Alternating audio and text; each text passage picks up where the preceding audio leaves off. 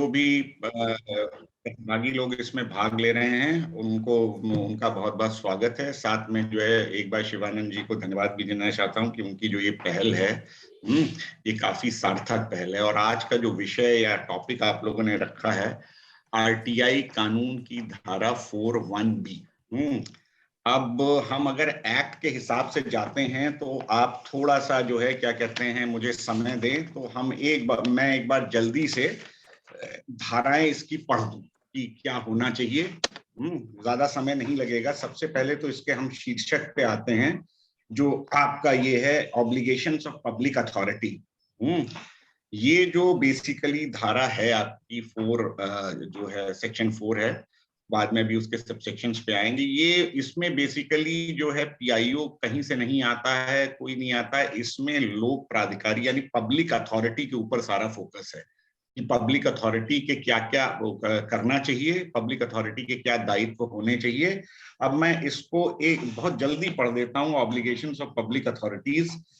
Every public authority शैल लगा हुआ है, उसके बाद सबसेक्शन ए में आ जाते हैं maintain all it's record duly catalogued. इसमें देखिए वर्ड है रिकॉर्ड मेंटेन करेंगे और ऐसे नहीं मेंटेन करेंगे, वो ड्यूली मतलब कायदे से जो है वो इंडेक्सिंग होनी चाहिए, कैटलॉग्ड होना चाहिए and indexed in a manner and the form which facilitates the right to information under the act। मतलब उनको इस तरह से अपना रिकॉर्ड मेंटेन करना है कि जो है जिससे कि सूचना के प्रचार प्रसार और प्रसारण में जो है आसानी हो।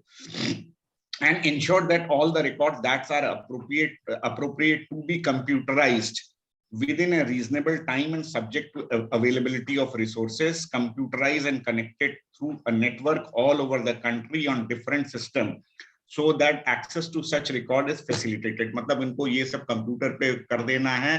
और इसमें अभी एक लास्ट में शब्द आएगा अंग्रेजी का डेसिमिनेट, वो एकदम अंत में आता है। तो इनको इस तरह से अपने रिकॉर्ड मेंटेन करने की ज्यादा से ज्यादा लोग उनके, इसकी आत्मा ये कहती है कि ज्यादा से ज्यादा लोग उसको एक्सेस कर सके, उनकी पहुंच हो सके। अब बी सेक्शन में आ जाते हैं। Publish with in 120 days from the enactment of this act. अब यहाँ से इंपॉर्टेंट चीजें शुरू हो जाती हैं B1 B2 से लेकर, और करीब आपकी 17 के आसपास इसमें उपबंध हैं। The particular of its organization, functions and duties। मैं इसको पढ़ दे रहा हूँ, आराम से आप लोग समझ जाएंगे, कोई इसमें कठिनाई नहीं है। दूसरा the power and duties of its officers and employees. Third में है the procedure followed in the decision making process including channels of supervision and accountability. Fourth है the norm set by it for the discharge of its function। फिर है the rules, regulation, instruction, manuals, records held by it or under its control or used by its employees for discharging its function। Statement of the categories of documents that are held by it or under its control। The particular of any arrangement that exists for the consultation with or representation by the members of the public in relation to the formulation of policy or implementation thereof। A statement of boards, council, committees, other bodies consisting of 2 or more persons constituted as part for the purpose of its advice and as to whether the meetings of those boards, council, committees and other bodies are open to the public or minutes of such meetings are accessible for public। A directory of its officers and employees। They have the monthly remuneration received by each of its officers and employees, including the system of compensation as provided in its regulation। फिर है the budget allocated to each of its agency, indicating the particulars of all plans, proposed expenditures and reports on the disbursement made। फिर ये है the manner of execution of subsidy programs, including the amounts allocated and details of beneficiaries, the particulars of recipient of concession permits or authorization granted by it, details in respect of its information available to or held by it reduced in an electronic form, the particulars of facilities available to the citizens for obtaining information, including the working hours of library, reading room, etc., the name of designations and other particulars of the public information officers। उसके बाद जो आखिरी है such other information as may be prescribed and thereafter update these publications every year। फिर इसमें एक चीज आ जाती है, अब मैं लास्ट में आता हूं बिल्कुल इसके। एक इसमें एक्सप्लेनेशन दिया हुआ है इन्होंने, ये सारी चीजें जो इनको करनी है। और दूसरा इसमें एक है, it shall be a constant endeavor of every public authority to take the steps in accordance with the requirement of clause B of section 1 to provide as much as information through moto to the public at regular intervals through means of communication including internet, so that the public have minimum resort to the use of act to obtain information. For the purpose of subsection 1, every information shall be disseminated widely and in such a form and manner which is easily accessible to the public. All the material shall be disseminated, taking into consideration the cost-effective local language and most effective method of communication in that local area, and the information should easily be accessible to the extent possible in electronic format with the Central Public Information Officer, State Public Information Officer, or the case may be. अब इसमें जो है, ये जो एक शब्द मैं पहले भी आप लोगों से कह रहा था एक शब्द इसका इस्तेमाल हुआ डिसेमिनेशन, वो काफी महत्वपूर्ण है। और इनको ये सारी चीजें पब्लिक अथॉरिटी को करनी चाहिए, जिससे कि आप जो है एक्ट का जो है मिनिमम आपको आयोग तक आना पड़े। और कई बार ऐसी सूचनाएं मांगी जाती हैं कि अगर ये सब काम होने लगे तो जो अपीलेंट है वहीं से संतुष्ट होके वो जा सकता है। बट एक सबसे बड़ा दुर्भाग्य ये है कि ये चीज जो है हो नहीं रही है। ये इसको जो है हम लोग को मान लेना चाहिए कि there is a huge gap between theory and practice as far as implementation of section 4(1)(b is concern. लिखा तो बहुत कुछ गया है, और लेकिन जो है इसका इम्प्लीमेंटेशन मुझे नहीं लगता है कि पूरे भारतवर्ष में कहीं भी ये लेटर और स्पिरिट में हो रहा। अब हम लोग आते हैं कि क्या हो सकता है। देखिए, एक चीज है कि आपने लिख दिया, एक्ट बना दिया, सारी चीजें आपने कर दी, उसमें जो है थ्योरेटिकल आपने बहुत अच्छी व्यवस्था कर दी कि ये ऐसे ऐसे होना चाहिए। अब लेकिन जब आप धरातल पे आते हैं तो आप देखते हैं कि लिखा तो बहुत अच्छा गया है, लेकिन उसका जो है इम्प्लीमेंटेशन, क्रियान्वयन जो है बिल्कुल नील है। और वहीं से क्या होता है कि एप्लीकेंट का जो है गुस्सा सिस्टम कह लीजिए, एक्ट कह लीजिए, कमिश्नर्स कह लीजिए, ये होता है।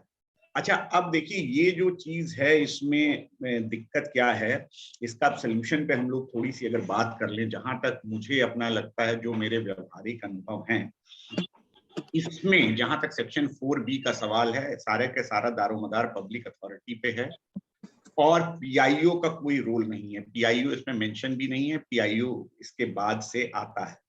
अब क्या होना चाहिए इस क्लॉज में, ये जो सेक्शन 4 है इसमें कहीं कोई ऐसी बात नहीं कही गई है कि अगर ये चीज नहीं इम्प्लीमेंट होती है तो आगे क्या होगा।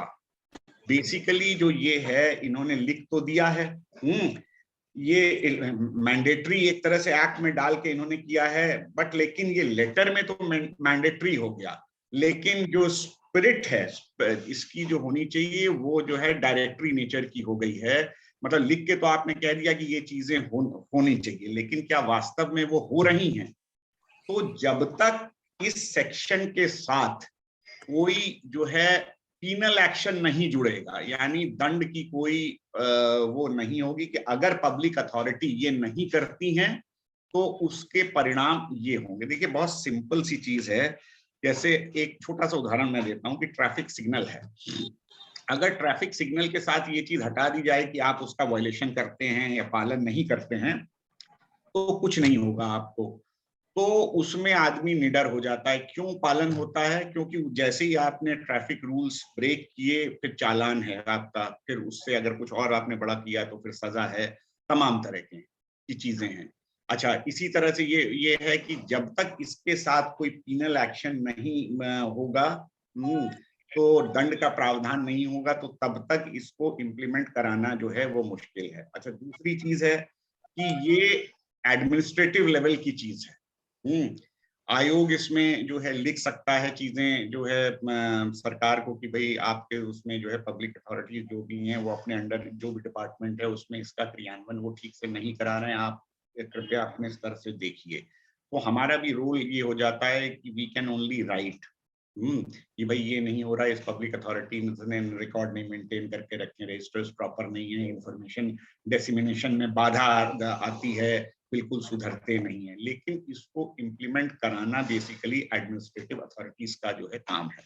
तो यहाँ कह के मैं अपनी बात जो है संक्षेप में एक मैंने परिचय दिया, और व्यवहारिक रूप से क्या कठिनाई आती है और क्यों इसका अनुपालन नहीं हो पा रहा है, इन सब चीजों पे प्रकाश डाला। अब आप लोग जो है चर्चा को आगे बढ़ा सकते हैं। जी सर, बहुत बहुत धन्यवाद। आपने थ्योरेटिकली जो ये 41B है बेसिकली उसके विषय में आपने प्रकाश डाला, और इसका प्रैक्टिकल डिफिकल्टी क्या है, इसकी वर्तमान में किस तरह से ये इम्प्लीमेंट नहीं हो पा रहा है, और यदि नहीं हो पा रहा है तो उस विषय में इसके बारे में आगे का कुछ ये स्पष्ट नहीं है कि इस पे क्या दंड विधान होंगे या किस तरह से होंगे, तो उसका किस तरह से मिसयूज हो रहा है उस विषय में आपने बताया। सर अभी इसमें हम और अभी आगे आएंगे और विस्तार से इसमें अभी चर्चा करेंगे, और जो हमारे आवेदक यहाँ पर मतलब पार्टिसिपेंट्स हैं उनके जो प्रश्न है हैंड रेज कर रहे हैं उसको भी लेंगे। लेकिन हमारे बीच में राहुल सिंह जी भी मध्य प्रदेश के वर्तमान राज्य सूचना आयुक्त हमारे बीच में जुड़ चुके हैं, कार्यक्रम के अध्यक्ष। तो सर आपका हार्दिक स्वागत है कार्यक्रम में, और कृपया